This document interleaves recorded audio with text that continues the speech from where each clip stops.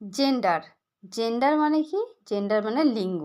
Gender 4 প্রকার: masculine, feminine, common, neuter.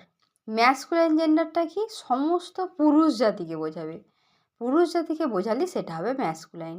যেমন হি ছেলে বোঝাচ্ছে, লায়ন সিংহ। এছাড়া আরও অনেক আছে।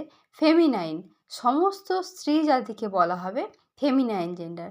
যেমন সি লায়নেস, সি সে মেয়েদেরকে বোঝাচ্ছে, লায়নেস সিংহী। কমনটা কি? এই ম্যাসকুলাইন আর ফেমিনাইন উভয়কে একসাথে বলবো কমন।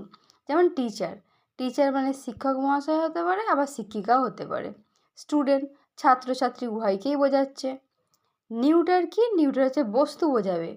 যেমন টেবিল, বুক, চেয়ার, পেন, সমস্ত হচ্ছে এগুলো নিউটার।